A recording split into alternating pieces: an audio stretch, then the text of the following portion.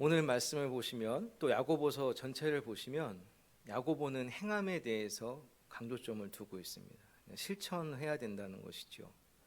근데 질문을 좀 드려보겠습니다. 구원은 어떤 행동을 해서 얻게 되는 것인가요? 그렇죠? 바울이 우리에게 뭐라 그랬죠? 바울은 믿음으로 주님을 고백하고 십자가에 돌아가신 주님을 믿고 그 믿음으로 말미암아 선물로 주어진 게 구원이라고 했습니다. 야고보는 오늘 말씀 읽어보시면 행하지 않으면 죽은 믿음이래요.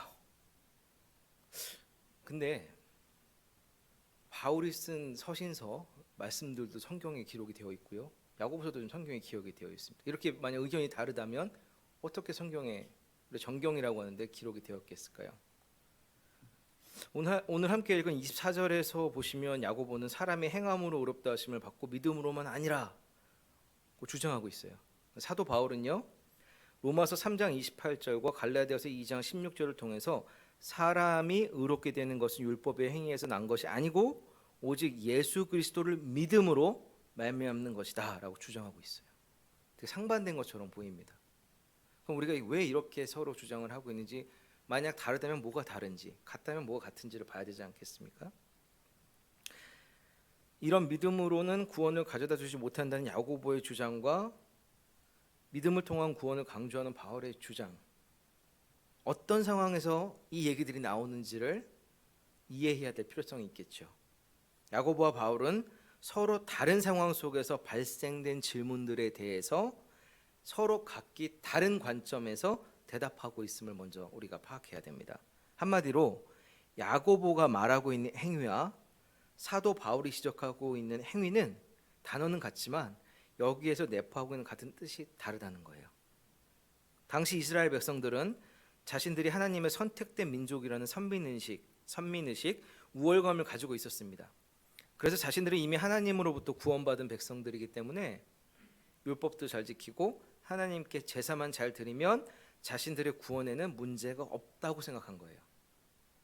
그러나 사도 바울은 이러한 율법주의적인 주장에 대해 인간의 어떠한 노력이나 공로로서 하나님께로부터 받는 구원과는 아무런 관계도 영향도 못 미친다고 말하고 있는 것입니다. 이해되시죠? 그러니까 뭔가를 해서 막 얻는 것이 아니라는 거예요. 그런 행위를 제사적인 거, 그러니까 율법을 잘 지켜서 받는 것이 아니라는 거예요. 우리의 구원은 하나님께서 예수 그리스도를 통해 이루신 일을 믿는 그 믿음에 의해서 선물로 받게 되는 것이지 어떠한 율법적인 행위를 한다고 해서 구원을 얻을 수 있는 것이 아님을 강조한 것입니다. 바울이 지적하고 있는 행위란 것은 바로 이런 율법적인 행위를 뜻하고 있는 것입니다. 그렇다면 야고보가 언급하고 있는 행위는 무엇일까요? 그것은 예수 그리스도로 말미암아 구원을 받았고 그에 대한 믿음을 가지고 있기 때문에 삶의 전반에 걸쳐서 생활의 모습과 행위가 그리스도에 대한 믿음에서 자연스럽게 흘러나오는 것을 말하는 것입니다. 그러니까 구원받기 위해 어떤 선한 행위나 공로를 쌓는 것이 아니라 구원받았기 때문에, 구원은 받았고 구원을 받았으니까 온전하고 아름다운 실천적인 사랑의 행함을 말하고 있는 것입니다. 사랑의 행위를 말하고 있는 것입니다. 야고보는 그리스도인, 즉 우리에게 강하게 도전하고 있습니다. 당신이 그리스도인이라면 그 믿음이 사랑의 행함으로, 본으로, 삶으로 증명되어져야 된다고 말하고 있는 것입니다. 우리 성도님들에게 주님께서 주신 믿음으로 말미암아 그리스도의 사랑의 행위가, 사랑의 행함이 삶에 넘쳐나시기를 축원드립니다. 오늘 본문 말씀을 통해 우리는 명확하게 야고보의 의도를 파악할 수 있습니다. 야고보는요, 두 가지 죽은 믿음과 두 가지 산 믿음을 제시함으로써 참된 믿음이 무엇인지, 헛된 믿음이 무엇인지 명확하게 증거하고 있습니다. 먼저 두 가지 죽은 믿음을 보겠습니다. 두 가지 죽은 믿음 중에 첫 번째 죽은 믿음이 15절 16절 말씀에 기록되어 있습니다. 만일 형제나 자매가 헐벗고 일용할 양식이 없는데 너희 중에 누구든지 그에게 이르되 평안히 가라, 더웁게 하라, 배부르게 하라 하며 그 몸에 쓸 것을 주지 아니하면 무슨 이익이 있으리요? 어떤 믿음입니까? 바로 말로만 떠드는, 입으로만 떠드는 죽은 믿음입니다. 헐벗고 굶주린 형제 자매의 문제는 전혀 해결되지 않았습니다. 유익이 전혀 없는 행함입니다. 이러한 행동은 누구나 할 수 있는 것입니다. 야고보는 이와 같은 말로만 떠드는 믿음을 죽은 믿음이라고 정의하고 있습니다. 이렇게 말로만 떠드는 게 아닌 정말 행동으로 형제 자매를 섬기는 교회가 있어서 여러분들에게 소개시켜드리고 싶습니다. 먼저 자료를 하나 통계를 말씀드릴 텐데요. 2020년에 한국고용노동부에서 발표하길 취업을 원하는 청년들 100명당 주어진 일자리가 39개였다고 합니다. 한국 상황입니다. 그만큼 일자리가 없는 거예요. 취업을 하고 싶어도. 안 그래도 점점 줄어드는 일자리가 2020년 코로나로 인해서 더 줄어들고 힘들어진 겁니다. 그래서 취업을 준비하는 청년들 중에서는 취업이 아닌 창업을 준비하는 청년들도 많이 있죠. 근데 창업이 쉽습니까? 전혀 쉬운 게 아닙니다. 이런 때에 한국의 성남에 소재하고 있는 만나교회라는 곳에서 믿어줄게, 밀어줄게 라는 사역을 2019년부터 준비해서 하고 있었습니다. 만나 크리스찬 리더십 센터라는 곳을 중심으로 창업을 준비하는 청년들에게 믿음의 선배들의 진심 어린 조언과 조언에서 끝나지 않고요. 컨설팅을 해주고요. 컨설팅이 끝나지 않고요. 장소를 제공해주고요. 어떻게 이끌어갈지 세세한 것까지 도와준 거예요. 그 장소 제공을 그리고 공짜로 주는 것이 아니라 창업한 청년들이 자립을 해서 그 세금 집세를 내겠죠. 그 집세를 내면은 그 집세를 가지고 또 후배들한테 연결될 수 있도록 사역의 씨앗으로 또 사용했다고 합니다. 창업 위에 어려운 부분들까지도 함께 기도로 또 믿음으로 함께 해주는, 그래서 이 사역이 점점 커졌어요. 교회에서뿐만 아니라 교회 청년들은 아니라 그 지역의 청년들을 섬기는 모습으로 커졌습니다. 지역사회로 확장되어서 지역의 청년들도 섬기는 사역으로 되다 보니까 이제 펀드레이징도 필요하게 된 거예요. 그래가지고 콘서트를 열었습니다. 교회에서 재능 있는 분들의 음악을 사용해서 이제 각 처소의 사람들을 초대하고 청년들도 초대하고 펀드레이징을 했습니다. 펀드레이징 콘서트를 열었습니다. 콘서트가 끝나고 나서 목사님이 이제 밖에서 인사를 나누셨겠죠. 근데 이제 시 공무원들도 오고 사람들이 많이 찾아왔어요. 그들이 이렇게 얘기합니다. 아니, 이런 일은 시에서도 참 하기 어려운데 어떻게 교회가 이런 일을 하셨냐고, 대단하시다고. 근데 저는 이 목사님의 대답이 너무나 멋집니다. 뭐라고 대답하셨냐면 교회니까 하지요. 할렐루야. 정말 얼마나 멋진 대답입니까?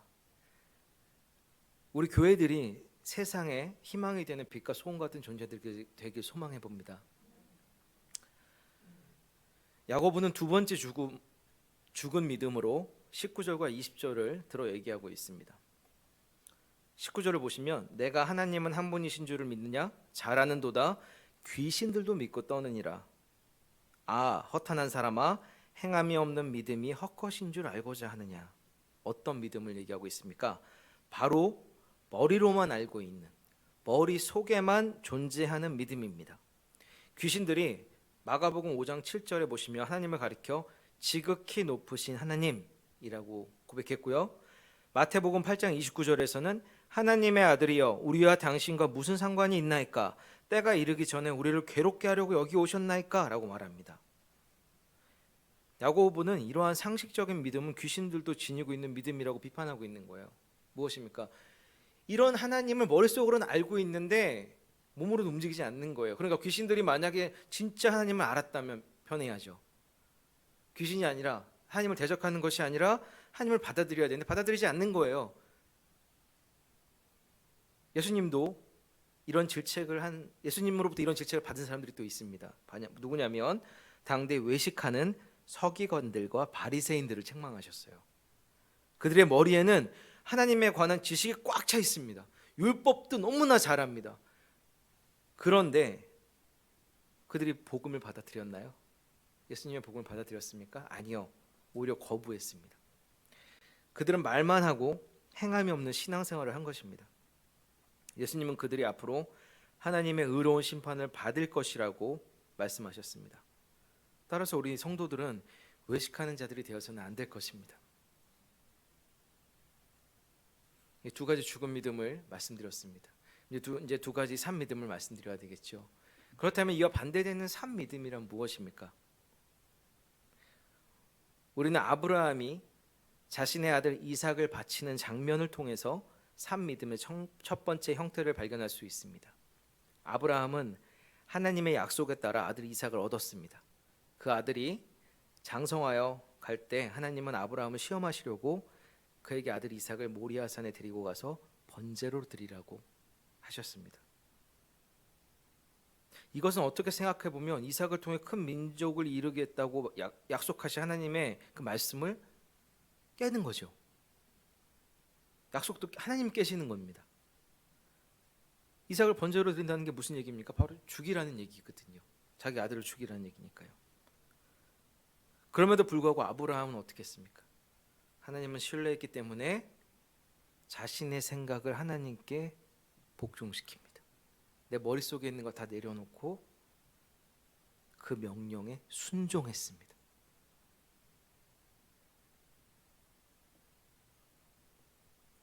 인간은요, 고난의 극한 상황에 처하게 될 때에 신앙과 인격의 진면목이 드러나게 됩니다. 평소에 풍족하고 좋을 때는 잘 몰라요. 근데 어렵고 힘듦이 찾아왔을 때 그 사람의 태도를 보면 그 사람의 인격과 믿음이 드러나게 된다는 것입니다. 하나님을 온전히 신뢰한 아브라함은 그분의 약속을 의심하지 않았습니다. 그리고 독자 이삭을 바치라는 가혹한 하나님의 명령에 행동으로 즉시 순종하였습니다. 아브라함의 행위와 믿음을 보신 하나님은 그를 인정하셨을 뿐만 아니라 모든 그리스도인의 믿음의 조상으로 삼으셨습니다. 아브라함의 믿음은 지식적인 것이 아니라 실제 행동으로 입증된 믿음이었다는 것입니다.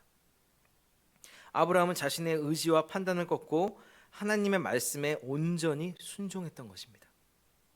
이것이 바로 산 믿음입니다. 자신의 생각, 자기 경험을 꺾고 온전히 하나님만을 의지하는 순종, 이것이 바로 산 믿음이라는 것입니다. 신앙은 반드시 행동으로 나타나게 되어 있습니다. 행위 자체만으로 구원받을 수는 없습니다. 신앙에 있는 사람은 그 결과로 믿음의 행위가 뒤따르는 것입니다. 즉 이 말은 믿음은 구원의 전제 조건이지만 행위는 구원받은 자의 징표이고 삶의 구체적인 표현이라는 것입니다. 그래서 마태복음 7장 17절에서 18절 말씀에 보시면 좋은 나무에서 좋은 열매가 맺히고 나쁜 나무에서 나쁜 열매가 맺힌다고 했습니다. 이처럼 하나님께 대한 신앙을 가진 자는 그에 합당한 열매가 맺히게 되어 있다는 것입니다. 그러므로 행위란 믿음의 구체적 언어이기 때문에 우리 성도들은 입으로만 신앙을 고백하려 하지 말고 행위로 나타내도록 힘써야 할 것입니다. 자, 그렇다면 두 번째 산 믿음은 어떤 믿음입니까? 야고보는 정탐꾼을 도와준 기생 라합의 행함을 두고 산 믿음이라고 증거하고 있습니다. 라합을 통해서 우리가 배울 수 있는 산 믿음은 무엇일까요? 바로 위험을 감수하는 믿음입니다. 더 나아가서는 자신의 희생까지도 무릅쓰는 믿음이라는 것입니다. 지금 정탐꾼을 숨겨준 것이 발견되면 자신들뿐만 아니라 자신의 식구 전체가 죽을 수도 있는 위험한 상황 속에서 라합은 이스라엘의 정탐꾼을 숨겨주었습니다. 왜 그렇습니까? 라합은 하나님이 어떠한 분인지를 믿었던 것입니다. 더 재밌는 부분은 여호수아 2장을 보시면 라합이 하나님을 믿게 된 경위가 나오는데요. 이스라엘 민족도 아닙니다. 기생이었습니다. 근데 라합은요, 소식을 들었어요. 이스라엘 민족을 이끌어 주시는 분이 누구라는 소식을 들었습니다. 하나님이라는 것을 들었습니다. 그런 분이 존재하시다는 것을 들었습니다. 듣고 보이지 않았지만 믿었습니다.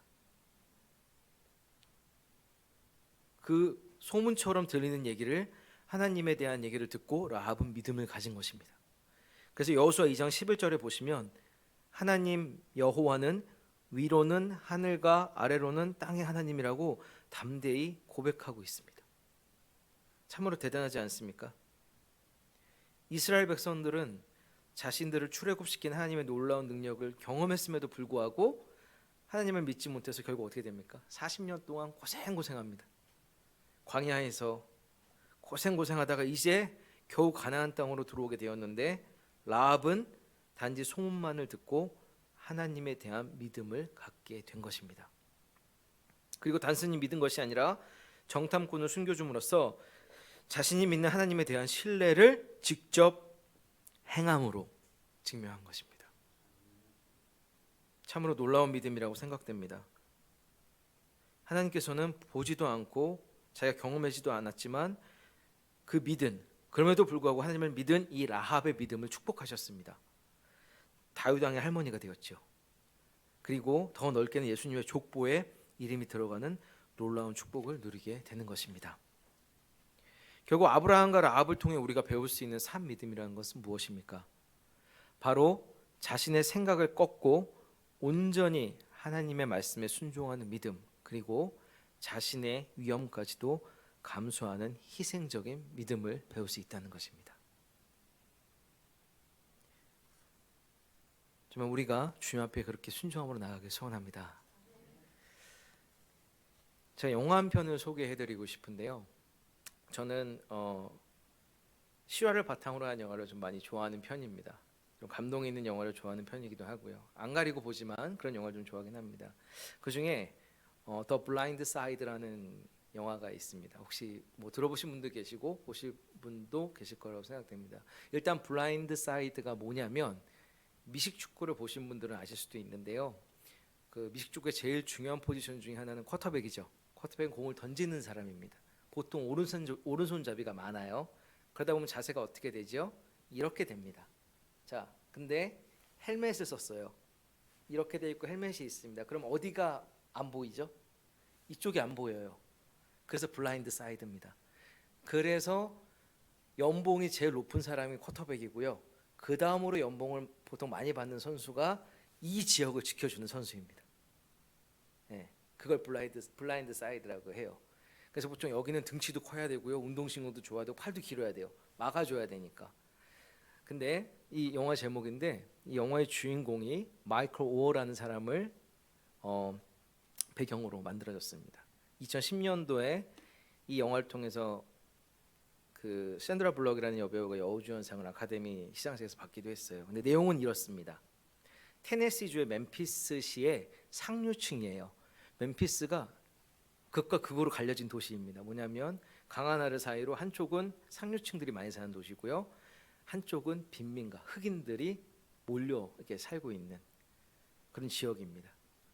그런데 추수감사절 때 이 샌드라 블럭이 분했던 리앤 투어의 여사가 걸어가고 있는 큰 남자, 흑인 남자를 봅니다. 여기서 빅 마이크라고 나와요. 근데 아무리 남부지방이라도 추운가 봐요. 그래서 근데 춥게 걸어가고 있는 이 친구를 보다가 부릅니다. 너 어디 가냐고. 근데 이 친구는 집이 없어요. 부모는 없고요. 아빠가 누군지도 모르고 엄마는 마약 중독자고요. 여기저기 전전하다가 이제 갈 데가 없어서 세탁소 이런 데서 그냥 잡니다. 그런 친구를 그냥 본 거예요. 투여서 집으로 데리고 갑니다. 자기 집으로. 그리고 일단 이 친구 방이 없으니까 그 마루에 재워요, 소파에다가. 근데 제가 멋있는 장면은 첫 번째는 여기입니다. 그 다음날 아침인데요. 남편한테 이렇게 얘기하고 밑으로 내려가요. 자기야, 내가 이제 밑으로 내려갔는데 내가 소리 지르면 보험회사에 전화해. 무슨 얘기입니까? 그 친구가 뭘 훔쳐갔더라도 그거를 감당하겠다는 거예요. 벌써 그거랑 상관없이 재워준 거죠. 그러니까 훔쳐갔으니까 내가 소리를 악 지르면 보험회사에 전화해. 근데 내려왔더니요, 그 친구한테 줬던 이불이 잘 개쳐져서 그 친구가 떠났습니다. 그래서 이 투어 여사가 놀래요. 막 놀래가지고 밖에 나가니까 아직 멀리 안 떠났어요. 이 친구가 다시 부릅니다. 밥 먹으라고. 근데 밥 먹을 때 이제 미국 사람들은 미식축구를 좋아하니까 추수감사절 때 다 가족끼리 앉아가지고 자기네가 좋아하는 대학교를 응원하면서 미식축구를 막 보면서 밥을 먹고 있어요. 근데 엄마는 음식을 이제 식탁에 준비해 놓고, 식탁이 아니라 그 위에다가 주방에다 준비해 놓고요. 근데 이 친구가, 흑인 친구가 음식을 갖고 식탁으로 갑니다. 근데 엄마가 또 그 모습을 봐요. 그리고 가족을 다시 불러 모읍니다. 다 식탁에 앉자고 손잡고 기도를 해요. 이 영화에서는 크리스찬 영화라는 얘기가 한마디도 안 나와요. 근데 이런 모습을 깔고 갑니다. 그리고 이제 이 친구한테 기회를 주기를 원해요. 어떤 기회냐면 사람답게 살아갈 수 있는 기회를 주기를 원합니다. 그래서 처음으로 이 엄마가 이제 마음을 먹고 너 우리 집으로 들어와 살아라. 그러면서 방을 하나 줘요. 침대도 사주고 해줍니다. 이 친구가 하는 말이 걸작입니다. 태어나서 처음으로 방을 가져봐요. 근데 이 토이 여사 깜짝 놀랐는데 아무 말도 못하고 밖으로 나와요. 그래가지고 감정을 추스르지를 못해요. 그래서 방에 와가지고 막 감동이 역한 그런 모습이 나옵니다. 그러면서 더 멋진 거는 이제 이 친구의 법적인 대리인이 돼주기를 이제 부부가 결정을 합니다. 그래서 학교에 가가지고 법적 대리인이 되려고 했더니 이 남편은 한술 더 떠요. 벌써 사인을 해놨어요. 부창부수지요. 근데 이런 투어의 여사의 가정을 보고 상류층 여인들이 이제 막 말을 이상하게 합니다. 아니 좋은 말로 하는데 말은 좋게 해요. 어떻게 너무 좋은 일을 하시고 선행을 하시네요. 근데 그렇게 등치 크고 좀 무서운 애가 당신 딸하고 있는 게 괜찮습니까? 근데 딱 투어의 여사가 한마디 하고 일어납니다. Shame on you. 부끄러워하세요. 그리고 오늘 내가 페이합니다. 딱 나와버려요. 근데 정말 이런 모습들이 멋진 게 나중에 이 믿음의 유산이 자녀들한테도 갑니다. 왜 말할 수 있냐면요. 이 흑인 친구를 이제 운동을 되게 잘해요. 그래서 이제 운동을 시켜서 이 미식축구를 시키는 거예요. 근데 공부를 못하니까 공부도 시켜줘요. 이 친구가 이제 학교에 갔는데 백인 학교고 상류층에 대한 학교니까 얼마나 눈들이 막 이럴 거 아닙니까? 쳐다보고 막. 근데 도서관에 갔어요. 이 흑인 친구가 공부를 좀 하려고. 아무도 주변에 안 와요. 이상하게 쳐다보고. 그럴 때 이 딸이 자기 친구들하고 있다가 일어나서 이 친구 앞에 딱 앉아서 같이 공부합니다. 믿음의 유산이 자녀들한테도 전해진 것이지요. 우리에게도 이런 행함과 은혜가 있기를 소원합니다. 그래서 믿음과 행위가 떨어질 수 없는 거예요. 저도 하나님을 믿는다고 고백하는 목사지만 행동이 잘못 나올 때도 있거든요. 하나님을 붙들어야 되니까. 근데 붙들지 못하면 흔들릴 때가 있다는 것입니다. 그럴 때 우리는 깨어서 그래서 기도해야 되는 것입니다. 믿음이 있다면 반드시 행동으로 옮겨지게 되어 있습니다. 만약 행동으로 옮겨지지 않는다 하면 점검해 봐야 됩니다. 나 지금 제대로 믿고 있나? 우리가 하나님을 인격적으로 만나면 없어지는 질문은 하나님 살아계십니까? 존재하십니까? 아니면 하나님 나와 함께 하십니까? 이런 질문들은 이제 없어요. 근데 내 삶으로 그 투영이 안 되면 믿음을 점검해 봐야 됩니다. 좀 심하게까지 얘기하면 행동을 옮겨지지 않으면 믿음이 어디 있는지 다시 한번 돌아봐야 되는 것입니다. 만약 하나님께서 죄악으로 죽어가고 있는 우리 인간들을 향해서 하늘 보좌 위에서 내가 너희를 사랑한다 그렇게 입으로만 말씀하고 계셨다면, 또 만약 하나님께서 이 땅에 오셔서 구원은 이렇게 하면 얻을 수 있어 라고 좋은 말씀만 몇 마디 던지고 그냥 하늘로 올라가셨다면 우리는 여전히 죽음이라는 권세에서 벗어날 수 없었을 것입니다. 우리 인간을 사랑하셨기에 하나님이신 그분께서 이 땅에 오셨습니다. 하늘 보좌를 버리시고 위엄을 무릅쓰고 우리 인간의 몸을 입고 이 땅에 오신 것입니다. 그리고 하나님의 뜻에 온전히 순종하심으로 예수님은 십자가에 못 박혀 죽으셨습니다. 자기를 희생시키는 행동을 통해서 우리 인간을 향한 하나님의 사랑을 확증하신 것입니다. 우리 인간을 구원하시기 위해. 왜요? 너무 사랑하셔서. 우리에게 새로운 생명을 주시기 위해 하늘의 보좌를 포기하시고 이 땅에 오신 예수님의 모습을 빌립보서 2장에서는 다음과 같이 표현하고 있습니다. 6절입니다. 그분은 본래 하나님의 본체셨으나 하나님과 동등됨을 기득권으로 여기지 않으시고 오히려 자신을 비워 종의 형체를 가져 사람의 모양이 되셨습니다. 그리고 그분은 자신을 낮춰 죽기까지 순종하셨으니 그 십자가에 달려 죽으신 것입니다. 예수님의 그 순종과 희생, 그 행동이 우리 인간들을 죄에서 구원하신 것입니다. 하나님께서 노아에게 이제 곧 홍수가 있을 거야라고 말씀하셨을 때 노아가 한 행동은 무엇입니까? 방주 만들려고 하니까 망치 들고 톱 들고 무려 150년 동안 순종함으로 방주를 지었습니다. 하나님의 말씀을 믿었기에 하나님의 말씀에 순종해서 방주를 짓기 시작한 것입니다. 만약 대답은 예 하고서 방주를 짓는 행동으로 옮기지 않았다면 그것은 하나님의 말씀을 믿은 것이 아니죠. 따라서 믿음은 행동과 분리될 수 없습니다. 믿는다면 행동으로 움직일 수밖에 없기 때문입니다. 말로만 떠드는 정말 립서비스와 같은 믿음, 자기 희생이 없는 이성적인 믿음으로는 어떠한 생명의 역사도 일어날 수 없습니다. 왜냐하면 그러한 믿음은 행동으로 전환되지 않는 죽은 믿음이기 때문입니다. 지금 여러분들의 신앙은 어떤 상태에 있으십니까? 말로만 떠들고 머리만 커진 기형적인 생활을 하고 있는 것은 아닙니까? 정말 이 말씀의 홍수 속에서 우리는 어떻게 살아가고 있습니까? 하나님으로부터 선물을 받아서 구원을 받은 우리는 어떤 모습으로 살아가고 있습니까? 감격이 있는데 옛 모습이 계속해서 나를 붙잡고 있다면 떨쳐내야 되지 않겠습니까? 변화되어야 되지 않겠습니까? 예수님께서 우리의 구원을 위해 이루신 그 놀라운 순종과 희생을 기억하시기 바랍니다. 정말 죽기까지 그 순종하신 예수님을 기억하시기 바랍니다. 그리고 혹시 내 마음이 상황이 힘들어서 어떠한 일들로 인해서 차가워지고 딱딱해져서 예수님의 사랑이 잘 느껴지지 않는다면 다시 한번 예수님의 사랑으로 또 기도함으로 예배함으로 찬양함으로 뜨거워지는 역사가 있기를 소원합니다. 다시 한번 하나님께서 만져주시기를 소원합니다. 우리를 향한 그 예수님의 사랑을 다시 기억하고 회복될 때에야만 죽은 믿음이 산 믿음으로 살아 역사하게 되는 것입니다. 그 축복이 우리에게 있기를 소원합니다. 우리 주 예수 그리스도의 사랑과 은혜로 말미암아 여러분들의 믿음과 행위가 서로 일치되는 우리의 삶에 정말 일치되는 산 믿음으로 살아가는 여러분들이 되시기를 축원드립니다.